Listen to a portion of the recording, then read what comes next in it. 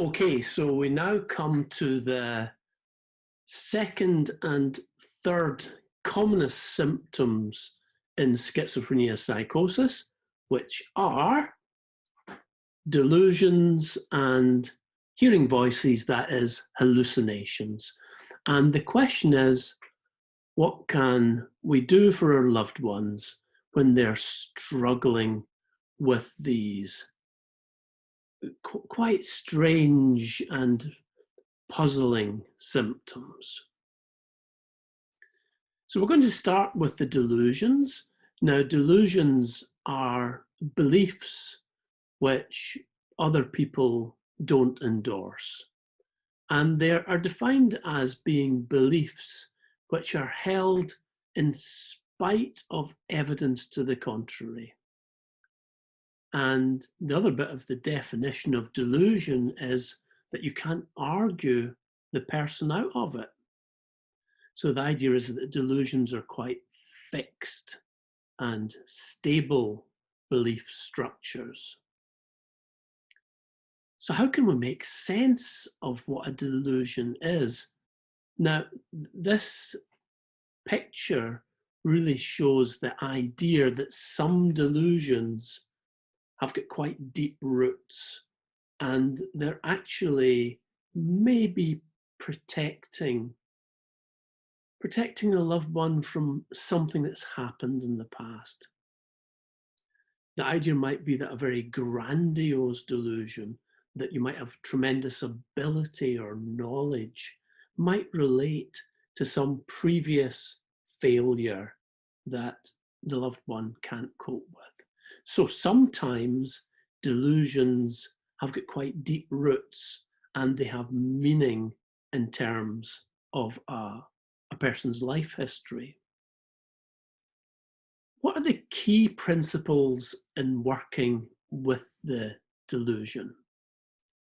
Well, the first thing to say is that the delusion is probably got a bit of truth in it. And we all have a right to hold any belief we want to. There is always a seed of truth at the heart of the delusion. So we want to find that seed, and we can acknowledge that bit of truth inside the delusion and work with that bit of truth. It's good to talk about the delusion. And the more we talk about it, the better it is, because that gives us a chance to explore it and ask questions about it and try to understand it. And the more that we're able to do that, the less isolated your loved one might feel. Whatever the subject of the delusion is, we would like to learn more about it. So I'll quite often say to one of my patients with a delusion, tell me how I can find out more about this subject. I don't know much about this. It's very interesting to me. Where do you think I can get the information? So I'm going to do a bit of homework and read around the subject of the delusion and come back to that person and ask more questions about it. So it becomes like a collaborative investigation. We mustn't be colluding, because we know that two things make the delusion worse. One of them is any kind of confrontation. So when the loved one detects from your attitude that you just don't believe it, that's perceived as confrontation, and the delusion will get a bit stronger. But if you go in and say, I get it, I believe what you're saying, that is collusion, and that also makes the delusion stronger. So what we want to walk is a tightrope between confrontation and collusion, And on that tightrope, we're asking questions, we're finding out more about it, and we see where it goes.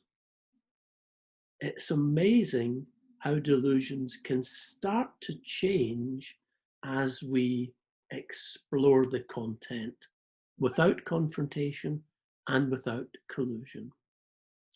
Now, from time to time, when you're speaking to someone with a delusion, they get slightly agitated.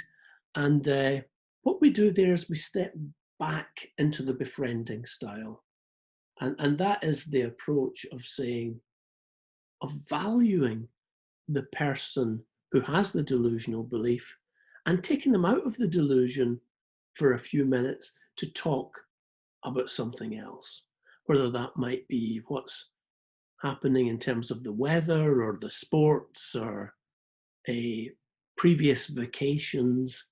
You're going to take them out of the delusion for a little bit if the subject matter, for any reason, is getting a bit heated. Now, it's widely known that delusions have emotional impact.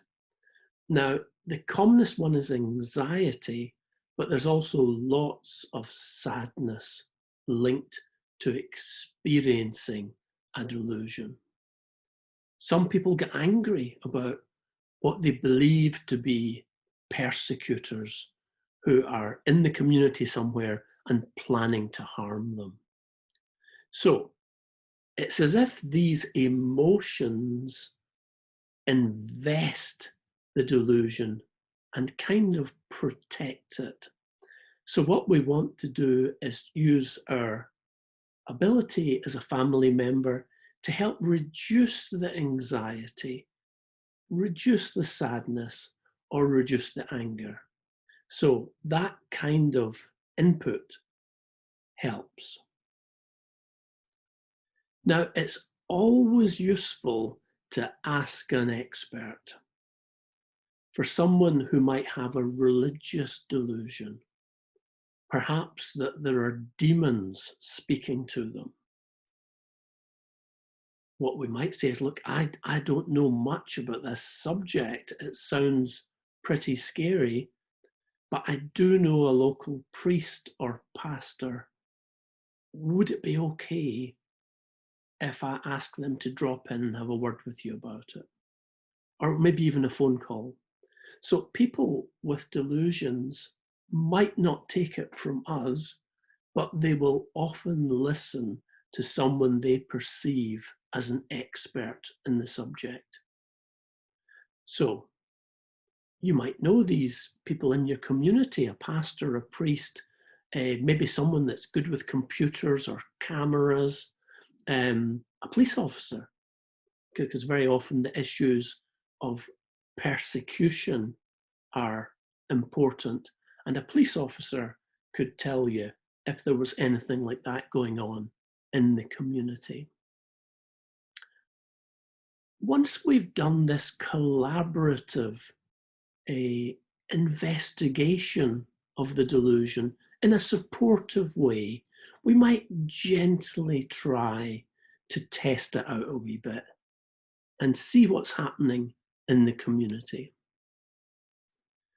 So that's the key principles of this as a family member as to what you can do.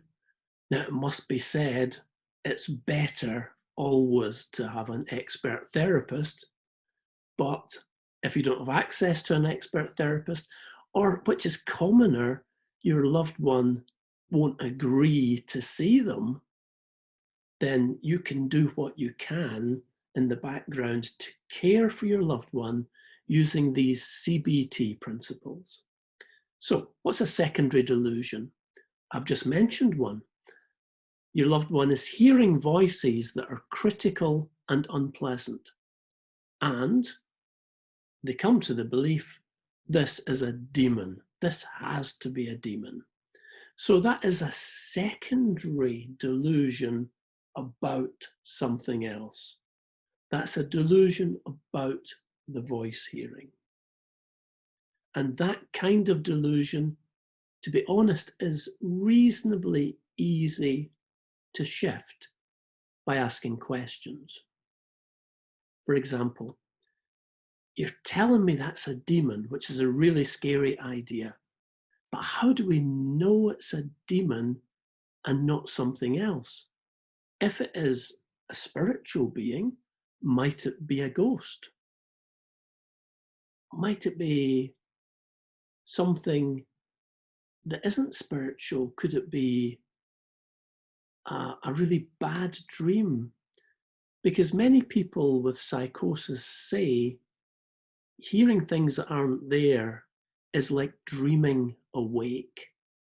So might this be something to do with sleep, like dreaming while you're awake during the day?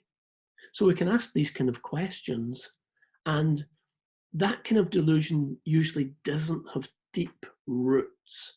That's the kind of delusion which normally will be open to questions and a bit of a look at the evidence.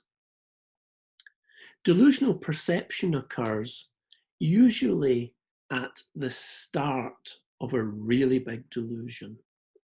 So the kind of example might be of someone who's going through a really tough time and they see a tree in the shape of a cross. And when they see that image, that symbol, it ushers in a delusion that they are the second coming of Christ. So delusional perception is something you see and which brings with it a big delusion. Now, obviously, if we go back to the start of a delusion, we can say, what actually was it that you saw at that time, and what was happening in your life at that time? We can even go back and see that tree and see just how much it does or doesn't look like a cross. Delusions of reference are very common. The television is talking about me. That's a delusion of reference. And the question there is there any particular programs or TV personalities that you believe are talking about you? Because there normally are specific programs or personalities. I had one lady who believed that Simon Cowell was speaking about her, but nobody else. It was just that one personality. And of course, there was a reason if you look to her history as to why it would be the great talent spotter. So what we can do then is say, okay, you're telling me this person's talking about you. Can we watch that program together so that I can understand more about it? And so we watch X Factor together with an open mind, and we write down what Mr. Cowell says, and we try to work out which of those comments are most likely to be about the loved one. So this is an interesting way to start to think about delusions. And we also have to approach this in a gentle and a graded manner. Delusional memories are quite difficult because this is where somebody says, X happened 20 years ago. My house was invaded by robots 20 years ago, and they implanted a bug in my brain. Now, with the delusional memory, a family member's in a great position because they probably know what was happening at that time in their loved one's life. So they can kind of say, I was there at that time. Let's have a think about that point in your life. Is there anybody else we can ask?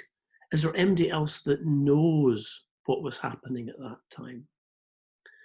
Now, the big delusion, which the more you ask questions, the bigger it gets, is probably one for a therapist to actually try to understand what's at the root of it. Now, every big delusion is there for a reason. There will be something underneath it. It will have a root. But I think it's too much to ask a family member to get to that route. I think a family member can work with a therapist who would probably need to see that person over quite a long period to get to the heart of it and work with the root. And if they do that, the delusion can start to have less power in the person's life.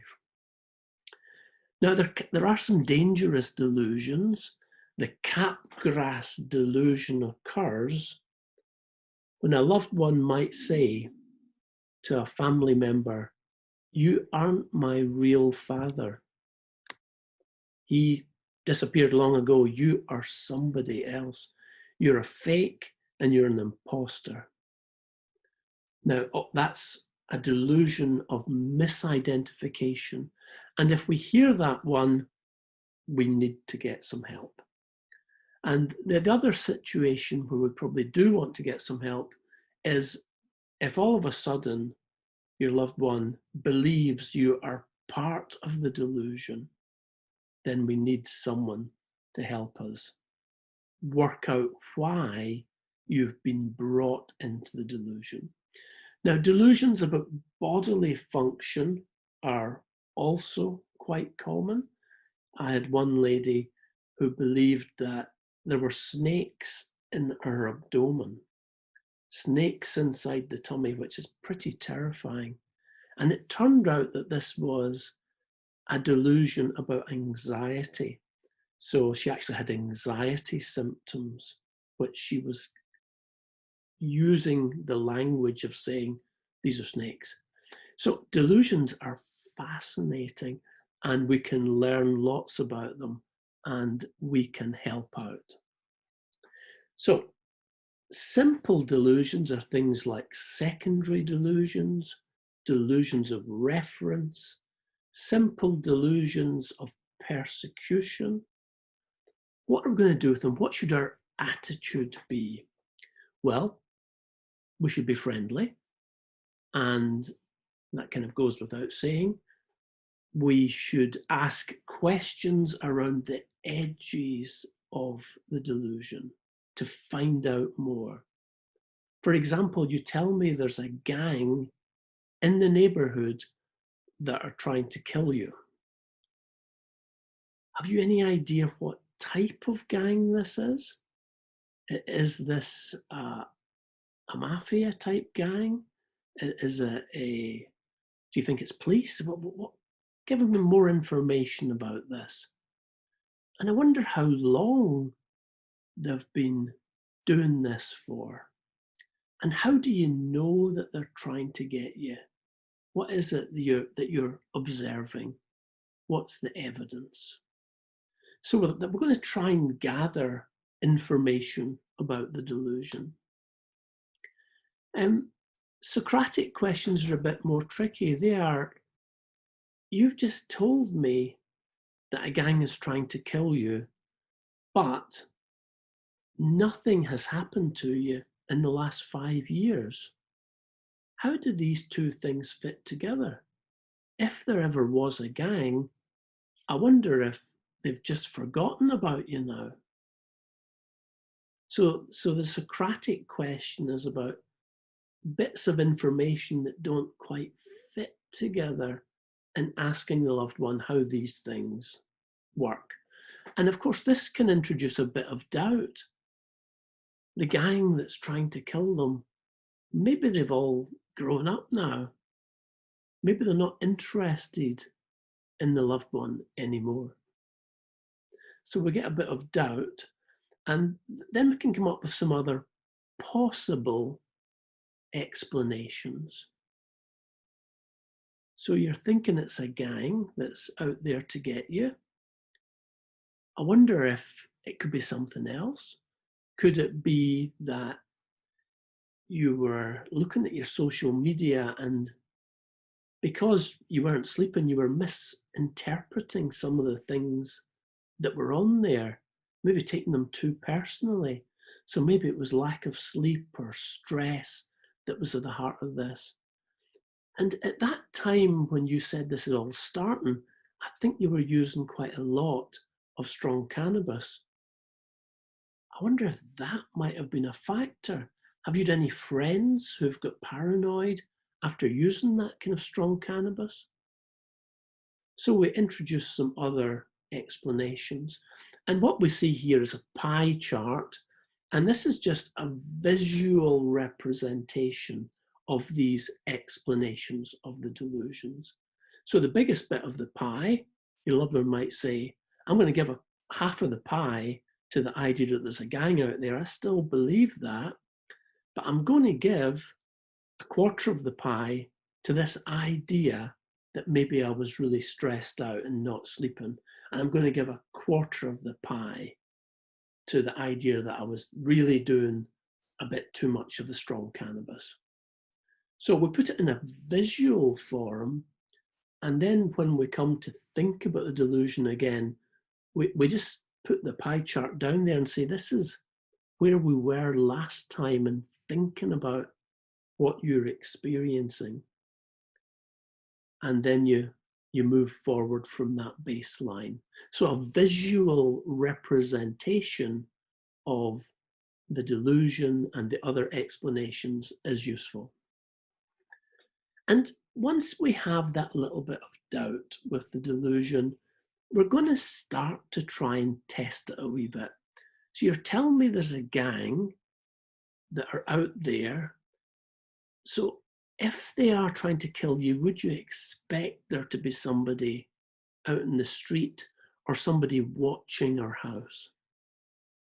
A loved one might say, yeah, probably. There probably will be.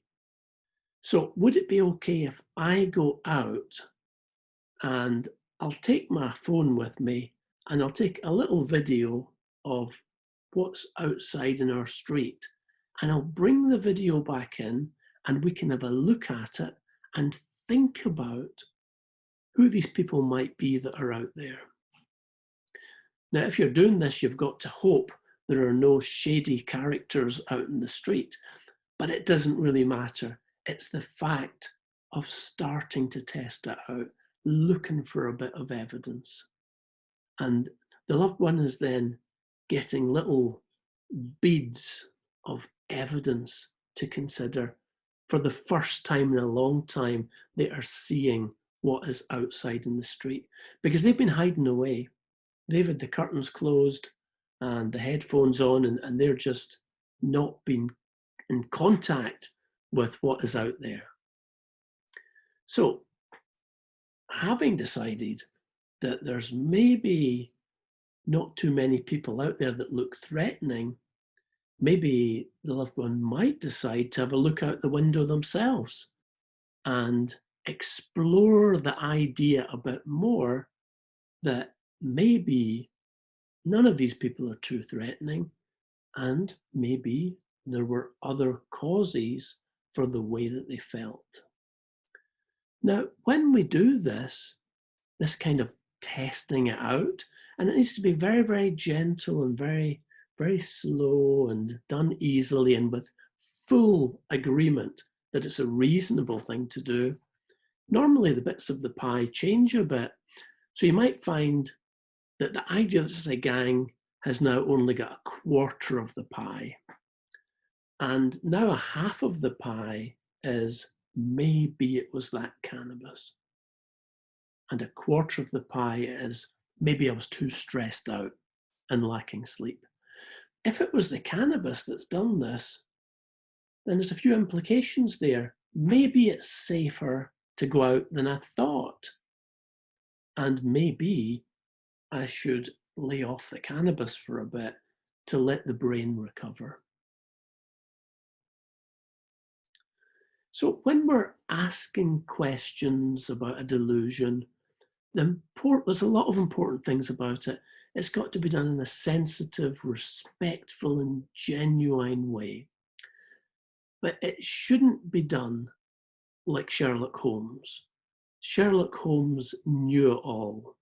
He was way ahead of everybody else. Columbo, if you watch your detectives, he's kind of behind everybody else, and he's saying, "How does this work? How does that work?" And he's very unthreatening. So Columbo would be a good questioner of somebody with a delusion. I think you know that Columbo style. So as we start to ask questions, the underlying view is, could this actually be true, this delusion? Or is it partly true? Might there be some truth in this? If you think about the idea about the gang and the persecution, there is quite a lot of feeling of threat in the community just now. And maybe that's what they're detecting up. So there'll be a bit of truth in there somewhere that we can work with. Curiosity is a key word. I'm going to be curious about this belief, learn all I can about it so I can understand it, and respect the person's right to hold it. And they may, after we've done a bit of talking and thinking about this, they may decide to still hold it.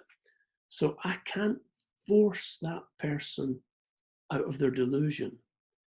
They themselves may learn enough and test it out enough that they decide to change it, but I can't make them change it. Now, any bit of the statement which is said that is true, we should validate.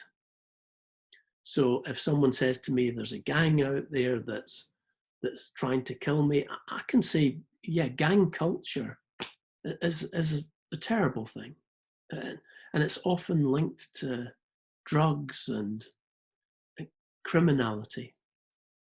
So, I mean, that's the truth of it, isn't it? But the question is, what about this gang that he's talking about? What is your loved one's view about this particular gang? So anything that they say that is true, validate it and ask questions about the rest. This increases our joint collaboration. If the loved one can give you good evidence for something, we should be open to think about that.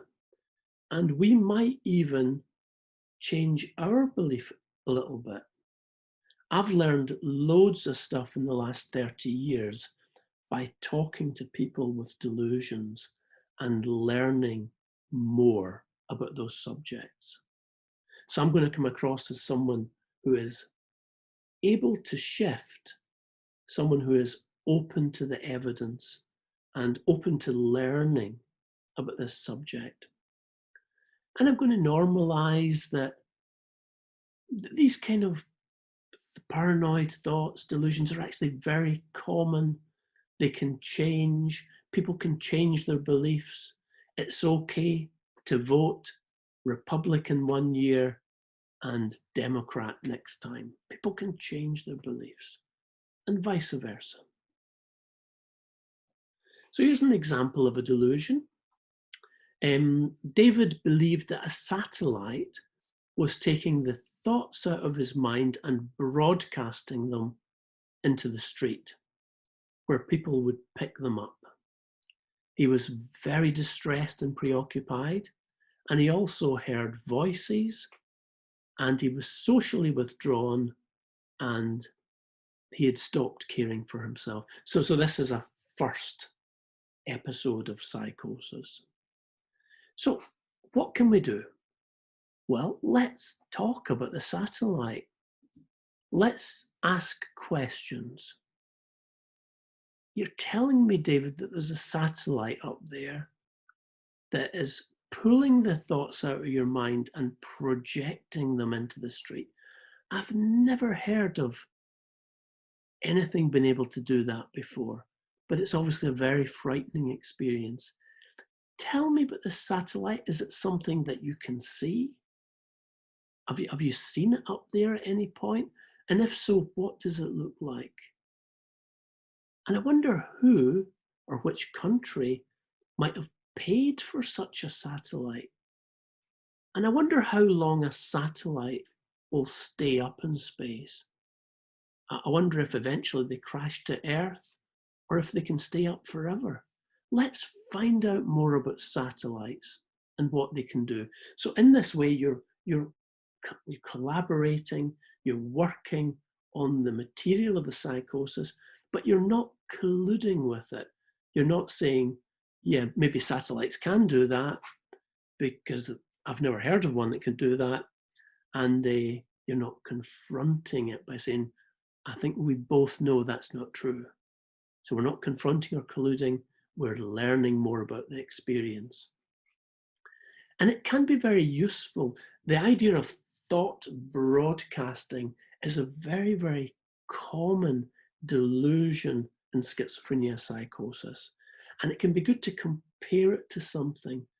Do you mean something like telepathy? I've heard of telepathy. It's a kind of trick that you see magicians doing. Telepathy is where your thoughts are transferred. Is that what you're meaning? I wonder if we can find out about telepathy, how common it is, what's actually the evidence. Can people project thoughts? Let's find out more. This experience you have of your thoughts going out, how often does it happen? Is there any pattern to it? So here we say, let's keep a diary of the experience. A very simple diary. Whenever you feel those thoughts going out, let's just write down the time of day that it happens. You can't get simpler than that.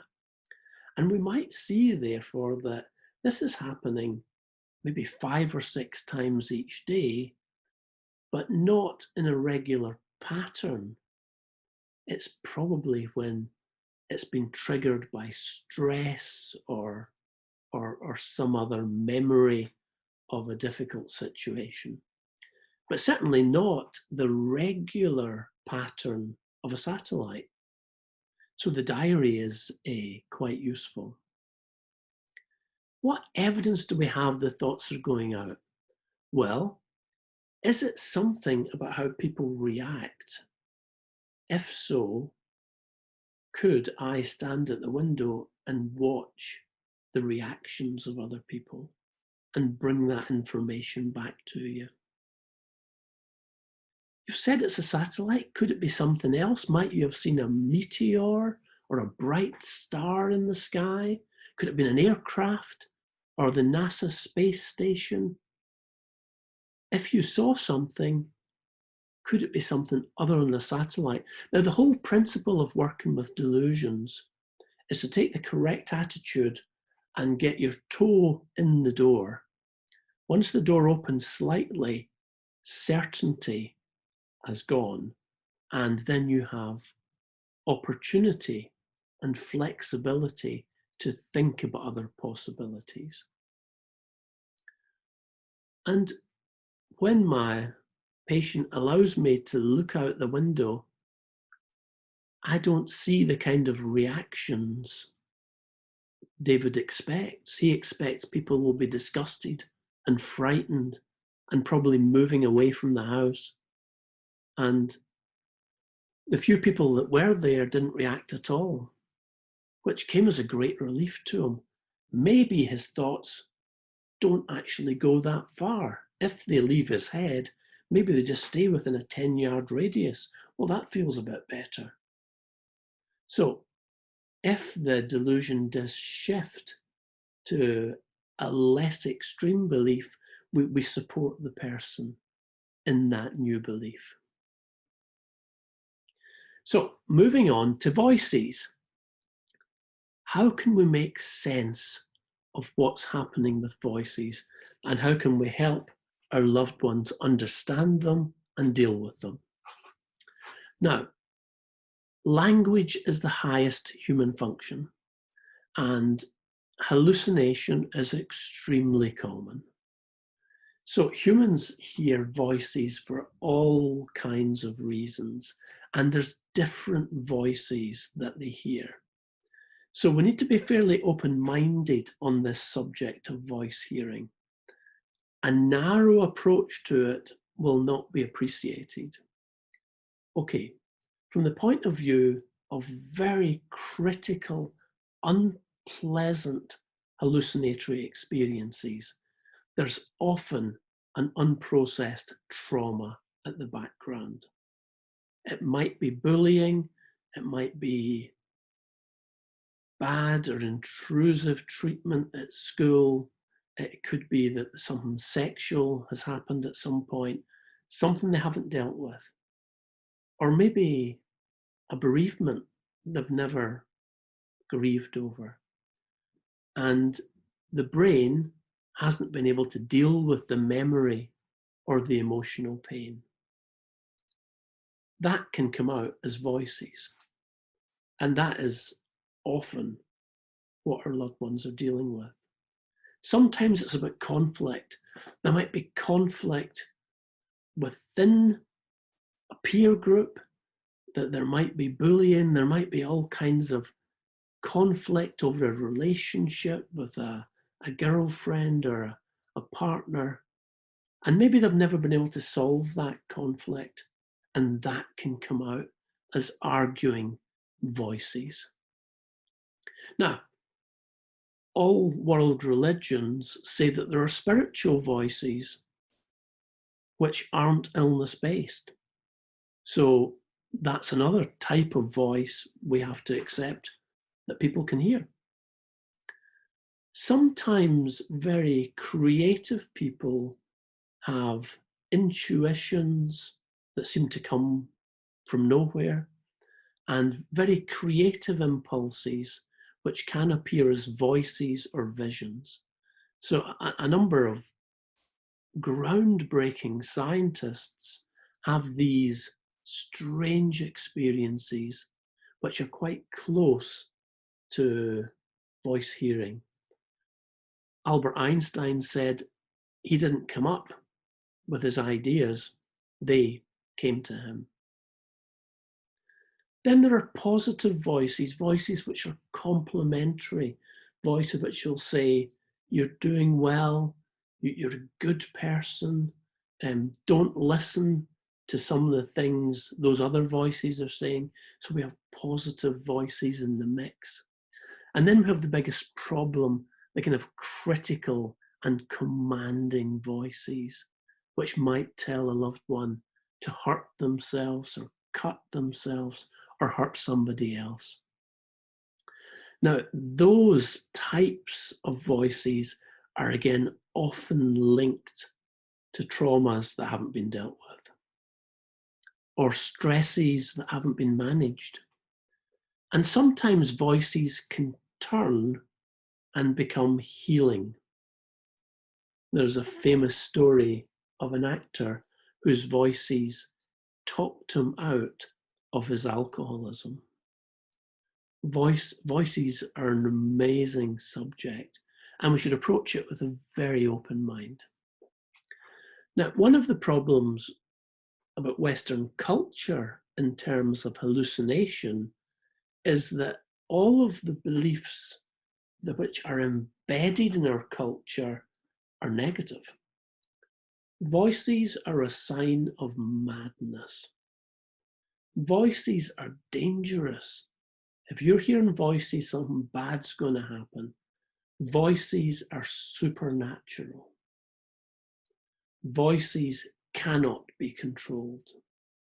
So whenever anyone starts to hear a voice within their culture, these are the beliefs that flavor their interpretation. Now, there are many first American, first Australian cultures where the beliefs about voicing are completely different, when voices are seen in a positive way and they're welcomed and not seen as being dangerous. So the normalizing approach is very useful to take these very negative beliefs away and replace them with voice hearing is very common, voice hearing usually recovers, voice hearing may well be trying to tell you something. That is, it's a burglar alarm about something that's gone wrong, too much stress, too much trauma, whatever. So just to mention about the bit of the brain that is actually causing some of the problems here. There is a bit of your brain that's dealing with the world ahead of your conscious mind. And this is the amygdala. So if something dangerous happens, your amygdala's already seen it and it's already got you ready for fight or flight. It's activated all your systems, and then your consciousness comes on stream. Now, the amygdala is linked to the insula, and it gives you a quick response. So sometimes your emotions seem to be ahead of the game.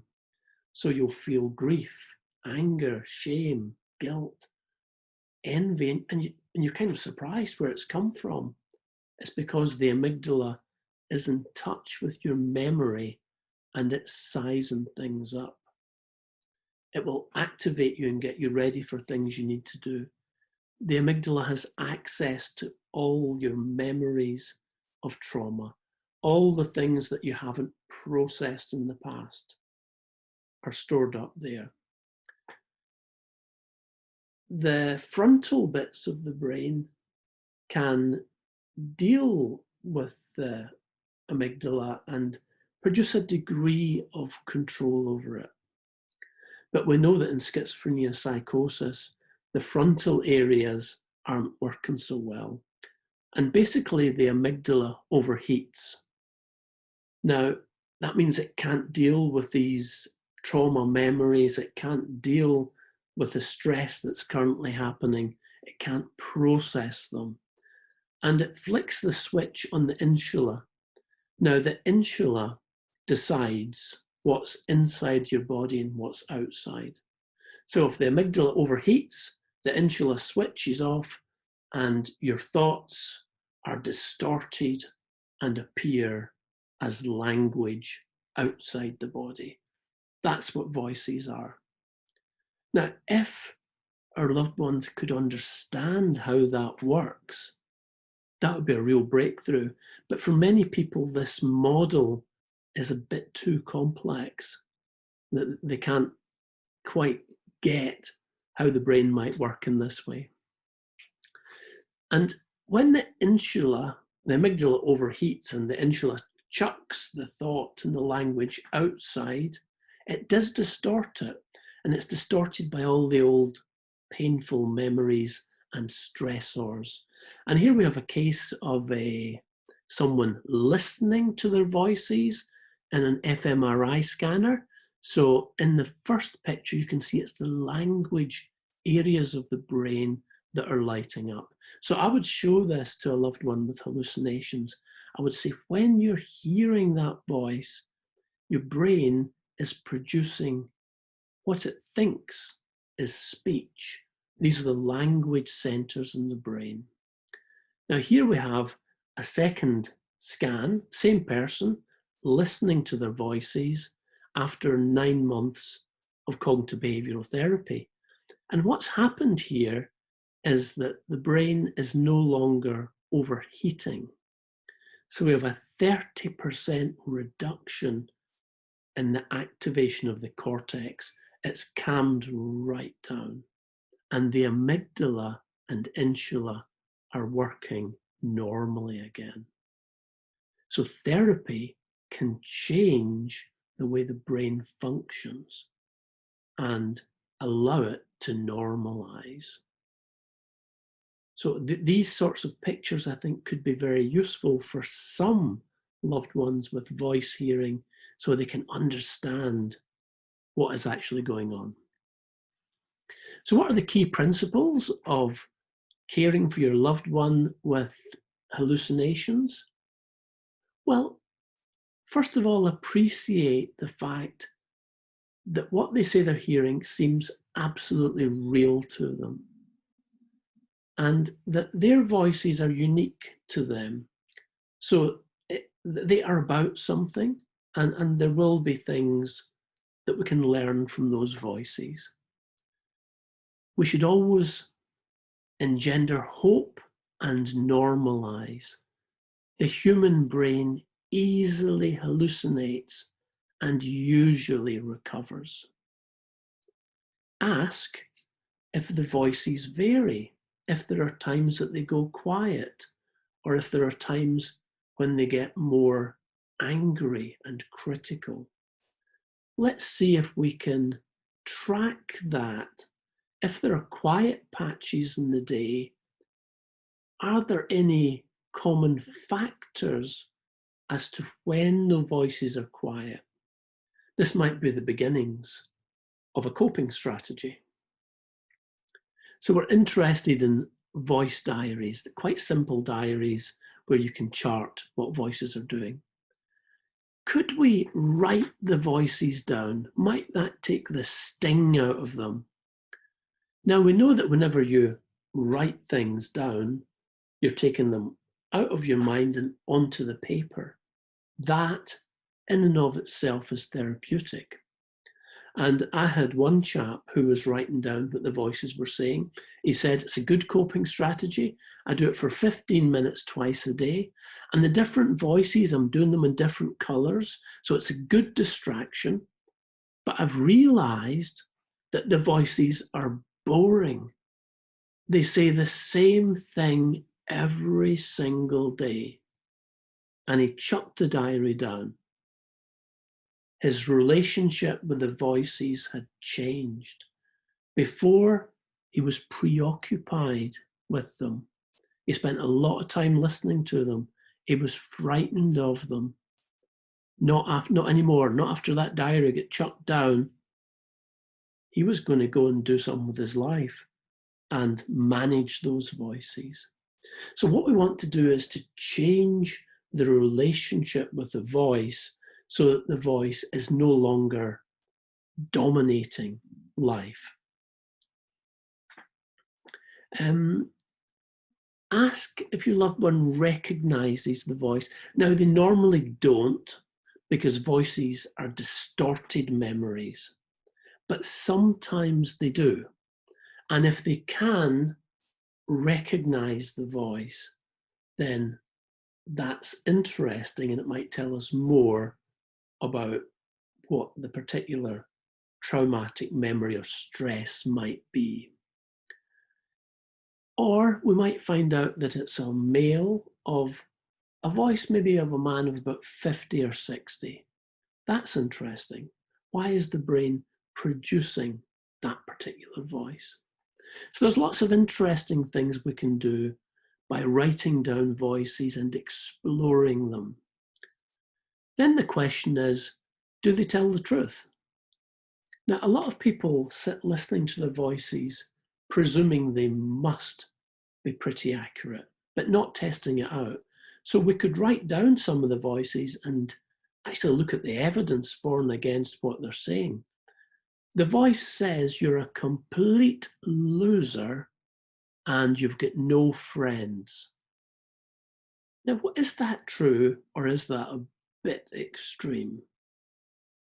I mean, you were doing well at school before you had this type of breakdown. How can it say you're a complete loser? And I mean, obviously you do still have some friends, maybe not as many as before because you haven't been out very much socializing, but you've still got some friends. Maybe the voices don't get it right. And if that's the case, we should challenge them. We can say, no, I'm not accepting that. That's too extreme. I think you're actually bullying me a bit here. I do have some friends and I might be at a low ebb just now, but I'm not a complete loser. I'm going to recover in due course and get back to college. So we can have this sort of a dialogue of not accepting what the voices say. And maybe some of those responses could be audio taped on a mobile phone and listened to. Stand up to them a bit, do your activities despite the voices, because usually when you stand up to voices, they back off. Give them an appointment each day for 15 minutes. I'm not going to listen to that just now, but at 6 o'clock tonight, we've got a full 15 minutes and you've got my full attention for everything you want to say. Some people can put the voices into an appointment time, and that seems to be something that is possible, but not for everybody. There's lots of voices which are too strong, too emotional to get put into that box. As we're saying, voice diaries are very useful. We can either do ones about time when the voices are coming on and how strong they are, or we can write down the content of the voice. If we're writing it down, it might trigger some of the things that the voices are talking about. But that's how you get better. You realize the voices are talking about an accident that I had in my teenage years, road traffic accident, and I was hospitalized for a while, and I thought maybe I might have not survived it. I remember a lot of nurses round about me and machines, and the voices are talking about that. I'd never realized. I just listened to them, but they're actually talking about that episode. And in remembering that episode, we're processing it. So this allows us, through the voice diary, to access the things the voices are talking about. Voice diaries might help show us periods of time when the voices are quiet, and that's potentially a coping strategy. The voices seem to be quiet when I'm doing a bit of cooking. Okay, let's spend a bit more time cooking. Let's cook for other people. Let's say make the best things we possibly can. Maybe there's a beginning of a coping strategy there. Now, it seems to be the case that when voices are speaking, there is an image in the mind linked to the voice. Let's draw it. Let's draw that image and try to work out why it is so unpleasant. It's normally quite an unpleasant image. It might be an image of a devil or a demon or some kind of criminal or something. And we can change images. We can say, when the voices are speaking, let's replace that unpleasant image with a pleasant image. And that can help. Voice diaries, we don't want really complicated ones that are too difficult to do. That is pointless. Voices are a good target for CBT informed caring and for cognitive therapy. Voices can get better. They can get better within therapy. They can get better within caring. Sometimes they go away on their own for reasons unknown. Sometimes a change of attitude is really important. Is that changing the relationship with the voice? And people that I've spoken to who have fully recovered say that they still get the voices, they're not as strong, and they interact with them by selectively listening to bits that are pertinent to them and interesting, and otherwise getting on with life. Voices can get better with a medication change, or voices can recede after a life event. I've seen people change accommodation and being in a new environment, maybe maybe moving from being on their own in the community to being in a supported environment where there are staff, where there's more support there, and that can really help the voices recede a bit. I've seen people get into a new relationship or have a child, and that life event allows voices to improve. We should be hopeful that voices are going to change. So here's an example of somebody. Linda heard voices telling her to cut herself. Voices said she was useless. Her parents were distressed, understandably so, and kept begging her not to cut herself. This seemed to make the voices worse. And the home situation was getting very frantic, and there was lots of feelings getting expressed. So what we need to do here is try and make the situation as safe as possible. Try to get the family to move into neutral, to say, right, okay, how can we work our way through this? Do a voice diary, find out what the pattern is, see if there's a coping strategy there, and try to change the relationship with the voice. You're telling me to cut myself. Why? What kind of person tells somebody else to do that? Look how much you're upsetting my family. I'm not going to do it. Now, what happens as the loved one stands up to the voice and keeps standing up there is that the voice increases a bit and then it starts to fade. So it's kind of getting over the hump and to the point that the voices will start to settle down again.